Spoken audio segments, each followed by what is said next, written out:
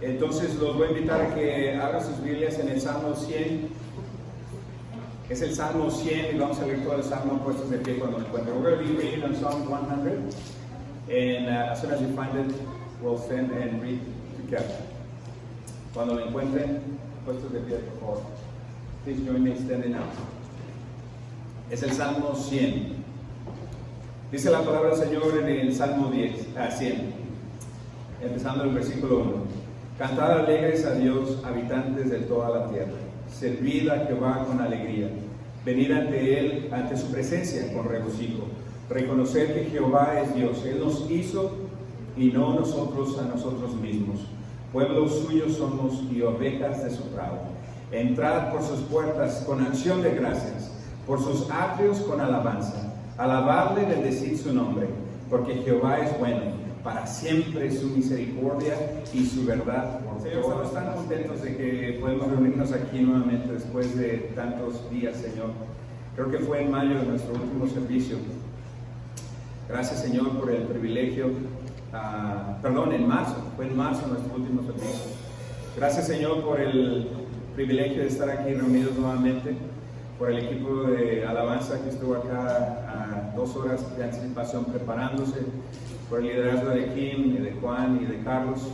Tú bendícelos y guíalos, Señor, en este tiempo de alabanza. Por los que están aquí presentes, Señor, llénalos de tu Espíritu Santo. La iglesia siempre ha sido un punto, Señor, en el cual recargamos nuestras baterías espirituales. Señor, que este servicio podamos recargar esas baterías, que salgamos de aquí esta noche, Señor, llenos del Espíritu Santo, rebosando de alegría y de gozo, y que ese gozo, esa alegría, esa paz, Señor, nos lleve por toda la semana. Padre, te pedimos también por los que no pueden estar acá con nosotros. Tú sabes los motivos y las razones. Nosotros los respetamos y les amamos. Te pedimos que tú les bendigas, que tú, Señor, les guardes, que tú traigas paz a los miedos que ellos puedan tener ante todo lo que está sucediendo, y que en ti encuentren la fortaleza y en ti encuentren el refugio. A los que estamos aquí reunidos, te pedimos, Señor, que tú nos guardes de todo mal. Ponemos nuestras vidas, nuestro presente y nuestro futuro en tus manos. Que todo lo que hagamos en esta noche sea para la honra y la gloria de tu nombre. En el nombre precioso de nuestro amado Salvador, Cristo Jesús, Señor nuestro. Amén.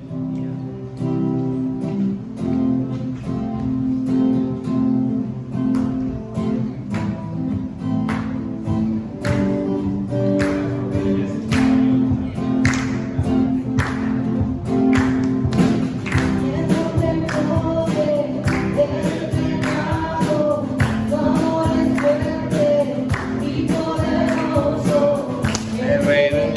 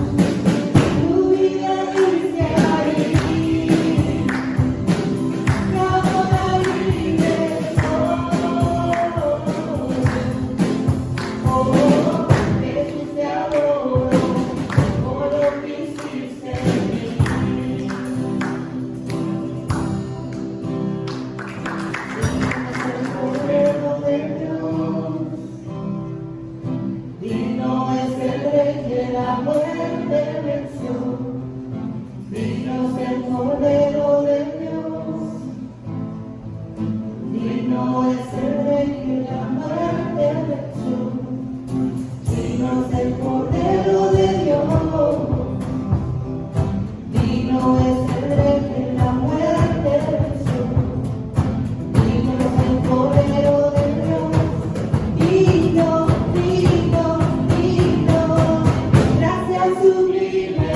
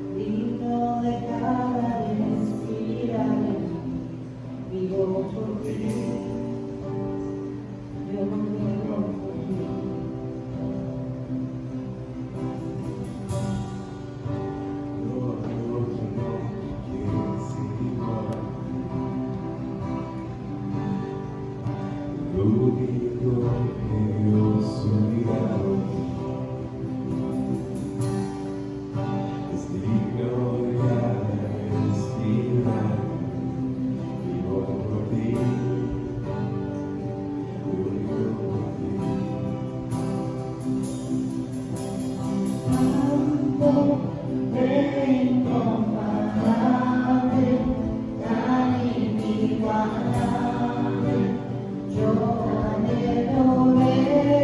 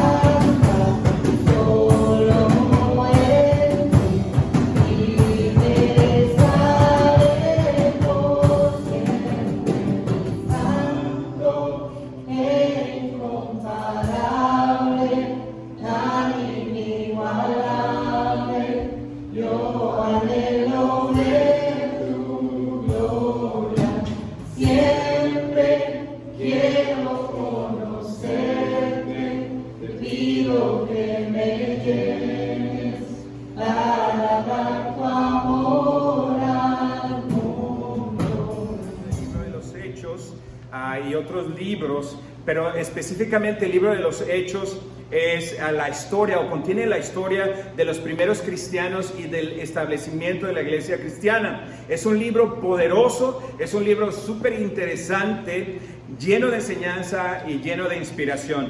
Y yo creo que sin lugar a dudas que este es uno de mis libros predilectos. La historia de Ananías y Zafira es una historia extraña, es una historia rara, no es una historia linda, no es una historia que nos inspira, pero más bien es una historia que nos da un poquito de miedo. Y no podemos evitarnos preguntarnos, ¿estaba Dios siendo muy duro con ellos? Y más aún de esto, lo más importante de todo es, ¿cómo puedo yo conectarme con esta historia? ¿Qué tiene que ver esta historia conmigo? ¿De qué manera puede ser esta historia relevante? Thank you. Ya ven, esto no puedo hacer yo en YouTube, no los oigo, pero aquí sí los oigo. Relevante para mí, ¿cómo puede ser? ¿Qué relevancia tiene esta historia para mí? Bueno, tal vez nos pueda ayudar si nosotros profundizamos un poquito más en la historia, si leemos entre las líneas. ¿Qué significa leer entre líneas? ¿Quién me puede decir? A ver, para asegurarme que estamos todos en la misma línea. ¿Qué significa leer entre líneas? Tener más cuidado, descubrir cosas que da la idea, el mensaje, pero que no están habladas específicamente, o en inglés, puede decir Gabriela, vamos a estar llenando los gaps de la historia. Y le vamos a dar entonces un tono moderno para que todos nos podamos identificar y para que podamos entender un poquito más la historia. Entonces, escena número 1. Imagínense todos ahorita a Ananías y Zafira sentados a la mesa en silencio, puestos sus ojos grandotes en este cheque de $20,000 que les acababan de entregar por la venta de su terreno a las afueras de Jerusalén. ¿Por qué están en silencio? Pues porque por los últimos 30 minutos han estado discutiendo por el dinero. Ella lo culpa por no poder mantener su boca cerrada. ¿Por qué no te quedas callado? Y por haberle dicho al mundo entero en la iglesia lo de la venta del terreno, y no solamente eso, pero por haber prometido que iban a regalar todo el dinero a la iglesia. Él por otra parte le reclama a Zafira de que ella no tuvo ningún problema en levantarse y saludar a la congregación como una reina y recibir todo el reconocimiento por el regalo del dinero a la iglesia. Ella entonces le dice, bueno, es que ¿quién se iba a imaginar que la venta de este terreno tan feo y tan mal ubicado fuera a producir tanto dinero? Lo que pasa es que definitivamente lo que sí es bien cierto, por lo que podemos leer, es que ninguno de ellos se imaginó tal vez que la propiedad valiera tanto dinero. Era un terreno, tal vez nos podemos imaginar, a las afueras de la ciudad, en un área que no había sido desarrollado, que no tenía servicios, que no tenía electricidad, que no tenía drenaje, que no tenía agua corriente, etcétera, etcétera. Seguramente podemos imaginarnos que este terreno lo había heredado Ananías de algún pariente y hasta casi se le había olvidado. Él se había olvidado de la propiedad. Pero un día su esposa, ¿cómo se llamaba la esposa? A ver si están despiertos. Pero un día su esposa Ananías le platica de Bernabé. ¿Quién se acuerda de Bernabé? ¿Dónde encontramos a Bernabé? Ahí atrásito, en el capítulo 4 de Hechos, donde estamos, versículos 16 al 17, leemos de Bernabé. Léanlo conmigo, yo se los leo. Dice José, esto es antes de la historia de Ananías, unos versículos antes de la historia de Ananías y de Zafira. Dice el capítulo 4, 16 al 17. José, un levita natural de Chipre, a quien los apóstoles llamaban, ¿cómo? ¿Nadie está leyendo conmigo? ¿Cómo le llamaban? Que lo llamaban Bernabé, exactamente. ¿Qué significa Bernabé? Significa consolador. Dice que él vendió un terreno que poseía y llevó el dinero y lo puso a disposición de los apóstoles. Esa es la historia, ese es el contexto de Ananías y de Zafira, lo que pasa antes de la historia de Ananías y Zafira. Entonces nos estamos imaginando esta historia, ¿verdad? Podemos imaginarnos que Zafira le dice a su esposo, pues fíjate que el domingo pasado este hombre al que todos conocen como Bernabé, pues en un acto muy grande de generosidad vendió su terreno y trajo todo el dinero que sacó del terreno y lo puso a los pies de los apóstoles delante de toda la iglesia. Ananías estaba completamente sorprendido porque nunca había escuchado algo similar a esto. Entonces él le dice a ella, ¿qué dices? ¿Que donó todo el dinero a la iglesia? Sí, todito, hasta el último penny, le dice ella. Y Ananías se quedó completamente sorprendido. Después de algunos días, Ananías empezó a dar cuenta que toda la iglesia veía con mucha admiración a Bernabé. ¡Wow! Mira, ahí está Bernabé. ¡Ah, mira, ahí está Bernabé! ¡Wow! Ahí está Bernabé. Entonces Ananías se dio cuenta que toda la iglesia se expresaba muy bien de Bernabé. ¡Wow! El bueno de Bernabé. ¡Wow! ¡Qué generoso es Bernabé! ¡Wow! Es un santo Bernabé. Y este hombre, Ananías, empezó a pensar para sí mismo, yo quisiera ese reconocimiento.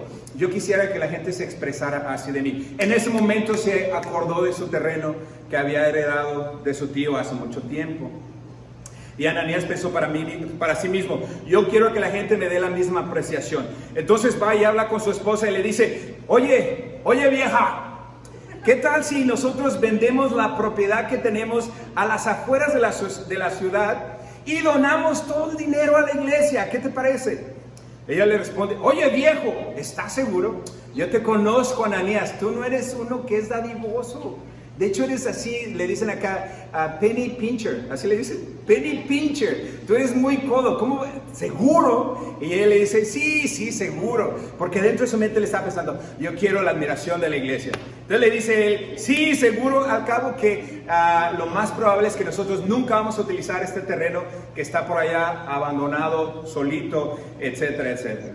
Entonces, lo que quiero decir, aquí vamos a hacer una pausa para conectar con ustedes y asegurarme que me están oyendo, hermanos. Déjenme llamarles la atención un poco antes de continuar. Lo que ellos querían hacer era admirable, ¿a poco no? Lo que ellos querían hacer era admirable, pero lo que ellos deberían de haber hecho era poner las ganancias del dinero sin decir nada el próximo domingo en la canasta de las ofrendas. Si ellos en su corazón tenían darlo todo, pues lo podrían poner todo. Pero si ellos en su corazón tenían dar una porción de las ganancias, podrían haber puesto una porción de las ganancias. Sin decir nada, simplemente en silencio. Eso es un acto sacrificial entre ellos y Dios. Pero no, Ananías no era del tipo callado, ¿no? Él no era del tipo callado, sino que al siguiente domingo el apóstol Pedro, quien era el líder de la iglesia, invitó al frente a cualquiera de los hermanos que quisiera compartir algún testimonio o algo así. Ante la oportunidad de compartir, se levanta Ananías inmediatamente de su asiento y va al frente de la iglesia, se levanta el cuello y empieza a decir, desde que nosotros nos mudamos a vivir a la iglesia de Jerusalén, hemos sido muy bendecidos. Por eso hemos decidido, yo y mi vieja, vender nuestra propiedad y dar todas las ganancias a la iglesia para que la iglesia siga ayudando a las viudas y a los huérfanos. Cuando él dijo eso, toda la congregación que ya estaban si ustedes se acuerdan por haber leído sus Biblias en Hechos, la congregación, la primera iglesia en Jerusalén ya tenía como unos 2,000 a 3,000 miembros. Entonces imagínense 2,000, 3,000 personas, wow, se levantaron, empezaron a aplaudir y a gritar, wow, qué bueno, qué bueno. Entonces Ananías se sintió muy bien, empezó a saludar a toda la congregación, después invitó a su esposa que se levantara y para que saludara a la congregación. Entonces Zafira se levanta y empieza a saludar a la congregación, y les manda un beso así como una reina de carnaval, y luego le manda un beso a Ananías así, y Ananías, como le encanta lo dramático, lo agarra, se lo pone y se lo regresa.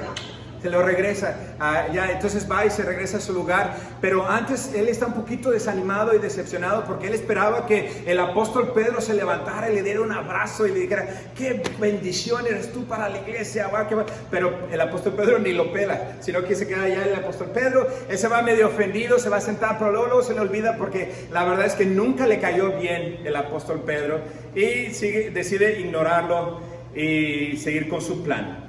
Entonces, esa misma noche, nuestro héroe, Ananías, le llama a la gente de bienes y raíces que le habían recomendado y habla del terreno. Para su sorpresa, el agente le dice que le informa que su propiedad está evaluada en $20,000.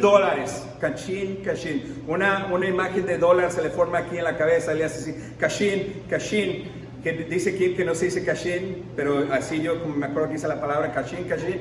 Entonces no eran $10,000 como él se imaginaba y su esposa, pero ahora son $20,000. No solamente eso, sino que hay una gran cantidad de personas que están interesados en comprar el terreno. O sea que no va a tener ningún problema en vender el terreno y no lo va a poder vender solamente en $10,000, pero ahora en $20,000. Y así es como llegamos, hermanos, al inicio del relato de esta noche de Ananías y Zafira. Ahí sí es como llegamos al inicio de esta historia, cuando están los dos sentados ahí viendo ese cheque de $20,000 y diciendo, ¿por qué dijimos que íbamos a dar todo el dinero? ¿Qué estábamos pensando? El problema que estaban teniendo es que no se podía ni siquiera imaginar la idea de dar tanto dinero a la iglesia. Digo, $10,000 ya era bastante, pero 20,000, eso es mucho dinero. Pero, si se acuerdan ustedes, ellos habían prometido dar todo el dinero a la iglesia, hasta el último penny. ¿Qué hacer? Se preguntan, ¿qué hacer? Fue en ese momento que se les ocurrió la idea de reportar que lo habían vendido solamente por $10,000 en lugar de todo el dinero que recibieron. Primero estuvieron dudando un poco, pero al final se convencieron a sí mismos que al fin y al cabo es nuestro terreno y nosotros tenemos el derecho de reportar lo que queramos reportar y quedarnos con lo que queramos quedarnos. Así es que al siguiente domingo anuncian a la iglesia la venta del terreno, el regalo de los $10,000, todo el mundo los saluda, los felicita y les dice, wow, ustedes son unos santos, qué bendición son para nuestra congregación. Y bueno, se miran el uno al otro, Ananías y Zafira, y se dicen a sí mismos, wow, qué buenas personas somos nosotros, qué increíble, qué bárbaro, somos unos santos. En ese mismo momento alguien le llama a Ananías y le dice, fíjate que los líderes de la iglesia te están esperando para una junta. Al principio no se imaginó nada malo porque dijo, ya el apóstol Pedro recapacitó y ahora sí me va a saludar. Pero no. De acuerdo con el escritor de Hechos, que es el doctor Lucas, la junta con Ananías, en The Next One Drew, fue corta, consistió en 4 puntos y un veredicto. 4 puntos y un veredicto. Acompáñenme a leer en sus Biblias la interacción de Pedro con Ananías. En The Next One Drew. Punto número 1, en el verso 3. En The Next One Drew. Verso número 3. Y dijo Pedro, Ananías, ¿por qué ha llenado Satanás tu corazón a que mintieses al Espíritu Santo y defraudases del precio de la heredad? Esa es la pregunta. Aquí la traducción a la palabra te quedaras o quedaras se traduce de tal manera que nos da a entender que el dinero con el que se había quedado Ananías o la pareja no era de ellos. Entonces lo que lo está acusando Pedro a Ananías es de fraude financiero. Número 2, en The Next One Drew. Verse number 4, verso número 4. Al inicio del verso. ¿Acaso no era tuyo antes de venderlo? En The Next One Drew. O en su versión va a decir, reteniéndola, no se te quedaba a ti. ¿Qué es lo que le está diciendo aquí el apóstol Pedro a Ananías? En otras palabras le dice el apóstol Pedro, escúchame Ananías, ¿qué estabas pensando? Nadie te forzó a comprometerte de esta manera. Nadie te forzó a hacer esto. Esto fue algo que tú mismo decidiste y que por tus propias palabras te comprometiste. En the next one, en la siguiente, número 3, en el verso 4b. Next one, Drew. En mi versión dice, una vez vendido, no estaba el dinero en tu poder. En su versión dice, y vendida la propiedad, no estaba en tu potestad. Con esto el apóstol Pedro le dice, cuando te diste cuenta que tu propiedad valía más de lo que te imaginaste, escúchame Ananías, tú tenías el poder de quedarte con todo. Podrías simplemente hablar con los líderes de la iglesia, cambiar tu compromiso y decidir dar algo a la iglesia o dar nada a la iglesia y quedarte con todo el dinero. Simplemente era necesario que cambiaras tu compromiso. Ahora, hermanos, quiero conectarme con ustedes. Escúcheme, hermano, no me malentienda, ni se equivoque, ni se confunda. El pecado no fue el hecho de que Ananías y Zafira se quedaran con el dinero. No fue el pecado que hubieran deseado quedarse con el dinero. No, el pecado entró en sus corazones en el momento en que intentaron pretender lo que no eran. Ahí es el pecado. En el momento que ellos intentaron pretender lo que no eran. En el momento que ellos intentaron dar a entender o engañar a la congregación y engañar a Dios diciendo: sí, efectivamente, vendimos la propiedad por tanto dinero y aquí está todo el dinero que ganamos. Ahí fue donde entró Satanás en el corazón de ellos, porque lo que ellos quisieron hacer, esta pareja estaba pretendiendo, era vivir una vida de sacrificio sin experimentar el dolor del sacrificio. Si usted quiere vivir una vida de sacrificio, tiene que atreverse a experimentar el dolor del sacrificio. Pero si usted no quiere vivir una vida de sacrificio, entonces no empiece a pretender a vivir una vida sacrificial, porque usted está haciendo algo que realmente no es. Simple y sencillamente, la palabra nos llama a que seamos honestos, a que seamos reales y a que seamos fieles a nuestro compromiso. En the next one, Drew. En la siguiente, versículo 4c, punto 4. En the next one. Dice: ¿por qué pusiste esto en tu corazón? No has mentido a los hombres, sino que le has mentido a Dios. Lo que el apóstol Pedro estaba apuntando aquí era que esto no era una mentira así que de repente se les ocurrió en el momento y por error hicieron esta mentira, pero sino que era una mentira bien calculada por parte de Ananías y Zafira. Era una mentira bien planeada con la intención de engañar a la congregación, de engañar a los apóstoles y últimamente de engañar a Dios mismo. Así que Pedro los confronta diciendo: no has mentido, no le has mentido a mí, no le has mentido a la iglesia, no le has mentido a los apóstoles, a quien le has mentido es a Dios. Y el pasaje sigue diciendo en el versículo 5 y 6: al oír estas palabras, Ananías cayó muerto y un gran temor se apoderó de todos los que se enteraron de lo sucedido. Entonces se acercaron los más jóvenes.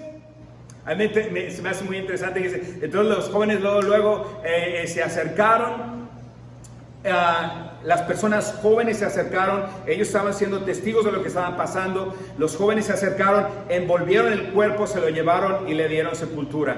Dice la escritura que pasaron 3 horas después, antes de que la esposa llegara ante el apóstol Pedro, y el apóstol Pedro le da una oportunidad para que la señora pusiera las cosas correctamente, para que dijera la verdad y para que saliera de este problema.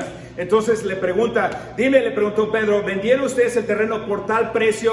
Y ella, con el atrevimiento, le responde sin dudar: sí, dijo ella, por tal precio lo vendimos. Y así como su esposo, ella cayó muerta ante los apóstoles, y así como su esposo, los jóvenes vinieron y recogieron su cuerpo y le enterraron. Yo no sé ustedes, hermanos, pero la pregunta que queda en mi mente es: ¿qué puedo yo aprender de este pasaje? Una cosa está muy clara, hermanos: a Dios no le gusta cuando pretendemos lo que no somos.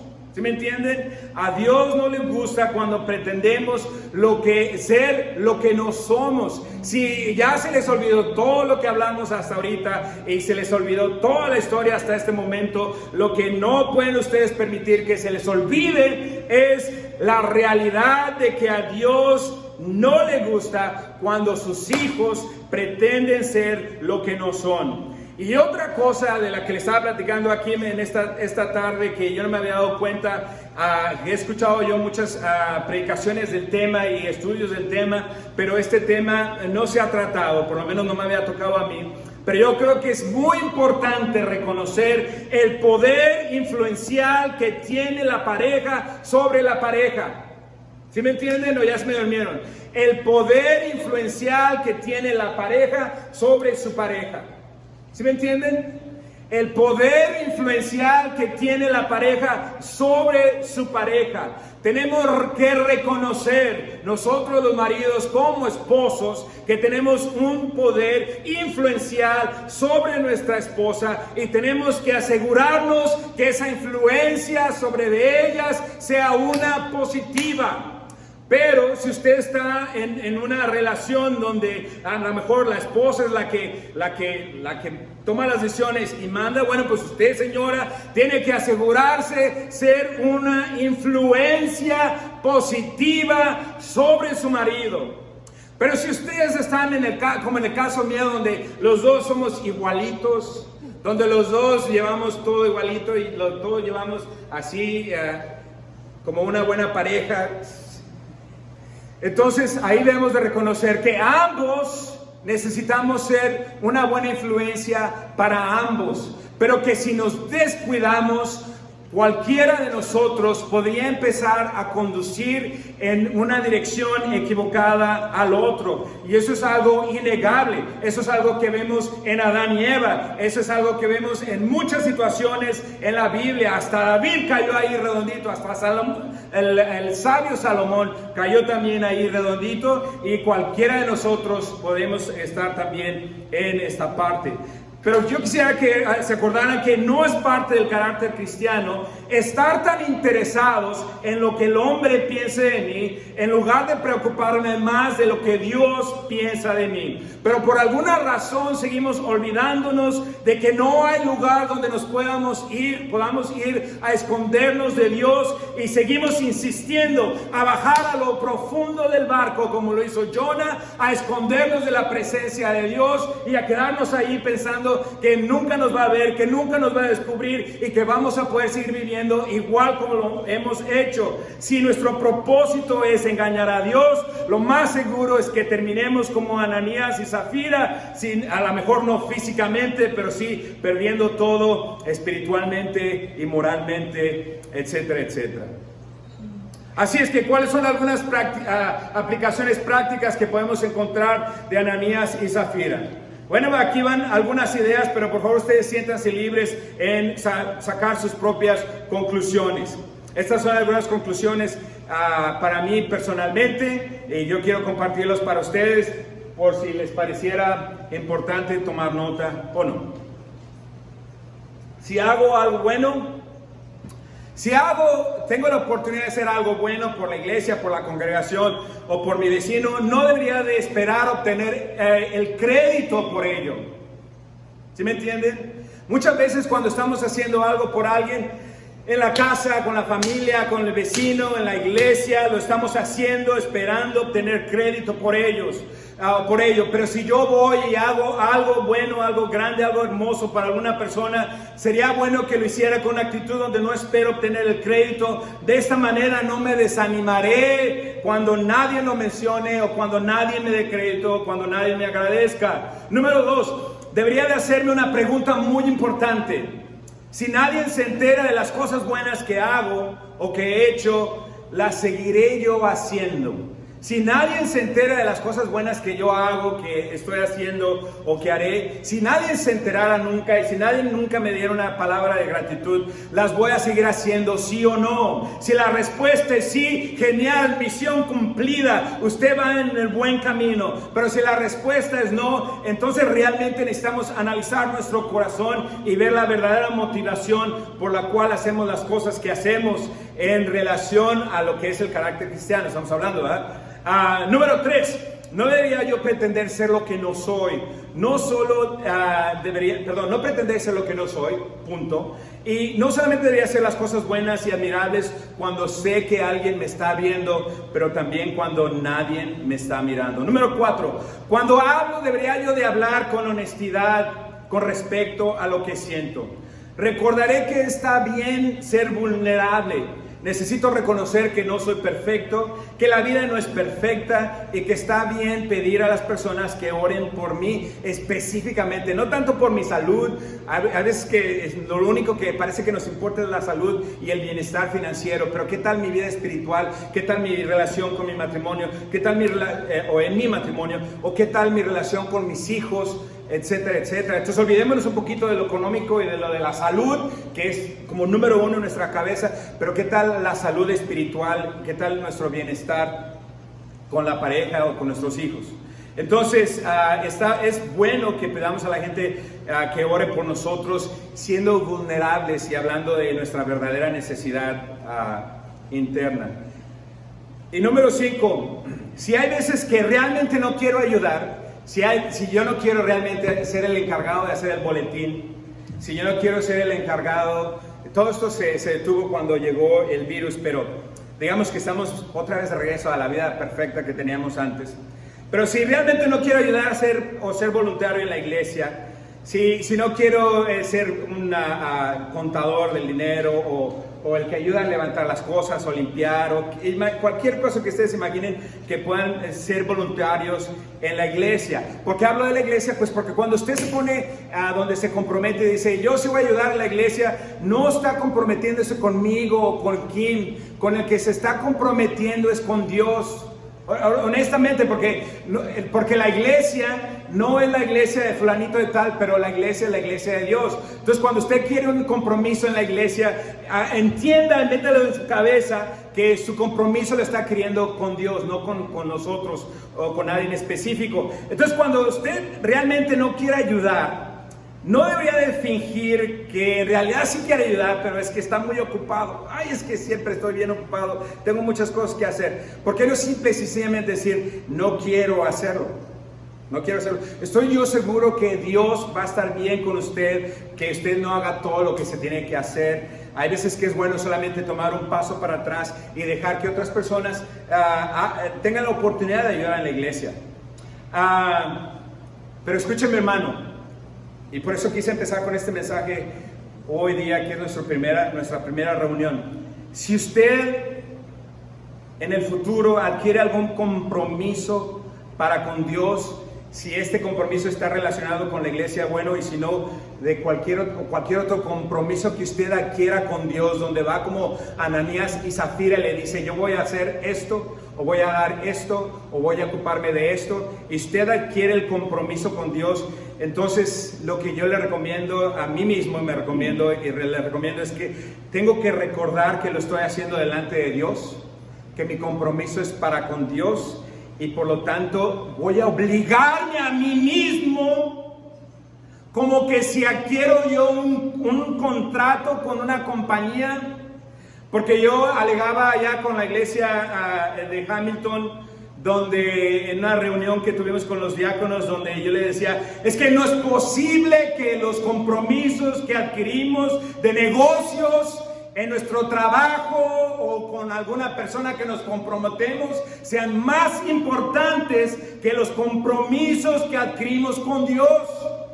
Yo no entiendo cómo podemos pensar que mis tratos con Canadian Tire, que mis tratos con esta persona, con aquellas, sea más importante que el compromiso que adquiero con Dios.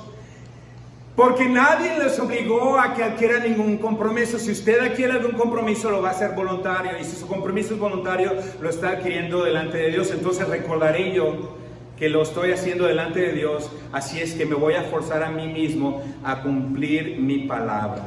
Hay que recordar que estas promesas son delicadas. Entonces, ya estoy terminando. Y el equipo de alabanza puede pasar adelante. Supongo que si aún no está claro lo que estamos diciendo hoy, es que la mejor lección que podemos aprender de esta pareja en el capítulo 5 de Hechos es que debemos de dejar de fingir y comenzar a vivir lo que decimos que somos. Disfrutar la vida, dar libre y generosamente desde el corazón, dar de tu dinero, dar de tu tiempo, pero más importante, dar de tu amor, de tu cuidado para con el prójimo. Si das, confía en que Dios te va a proveer en todas sus necesidades. Permítete ser quebrantado, porque solamente cuando estamos quebrantados, cuando reconocemos que estamos tristes, cuando reconocemos que nos sentimos deprimidos, cuando reconocemos que nos sentimos solos, cuando reconocemos que nos sentimos que no tenemos dirección, es en ese momento que cuando estamos quebrantados que Dios nos puede restaurar y nos puede traer al lugar donde necesitamos estar. Está bien no ser perfecto, Pero está muy mal pretender que somos perfectos. Confiesa tus pecados y entiende que en Cristo estás perdonado. Oremos. Los invito a que nos pongamos de pie. Señor, te damos gracias, Padre Santo, por la vida que nos das. Gracias que podemos vivir una vida, Señor, emocionante, hermosa, llena de aventuras, de sacrificios, de enseñanza, de bendición. Líbranos, Señor, de pretender ser lo que no somos. Si decimos que damos, pues dar. Si decimos que no queremos dar, pues decirlo. Si nos comprometemos contigo, cumplir nuestras promesas. Si nos comprometemos para con el hermano, cumplir nuestras promesas. Ser de bendición para nuestro prójimo. Y más que nada, Señor, estar interesados en lo que tú piensas de nosotros y no tanto en lo que el hombre pueda pensar de nosotros. Ayúdanos, Señor, a vivir este carácter cristiano. Te lo pedimos en el nombre precioso de nuestro amado Salvador. En la tempestad, fuerte más fuerte, mi alabanza oirá. En las cenizas, la destruirá. La muerte es vencida, Él es inmortal. Levanto una aleluya. Todo lo que hay, levanto una aleluya. Veré tu gratitud. Levanto una aleluya. Aún viviré por ti. Levanto una aleluya. Temor que descendió de mí. Yo cantaré en la tempestad, fuerte más fuerte, mi alabanza oirá.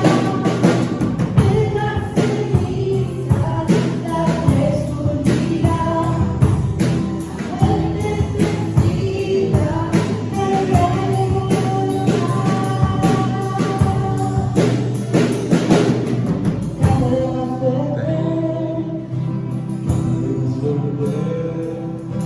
Cántale más fuerte,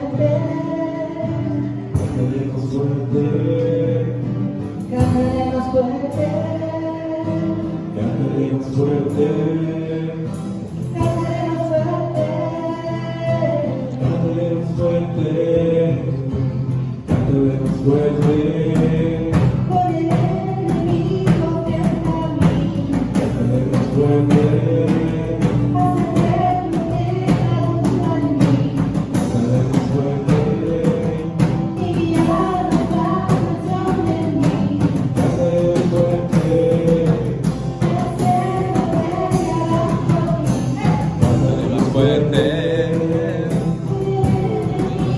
frente a mí,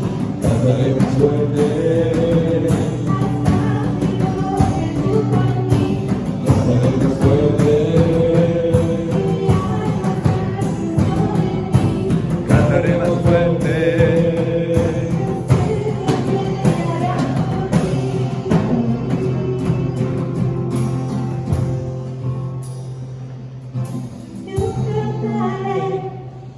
En la tempestad,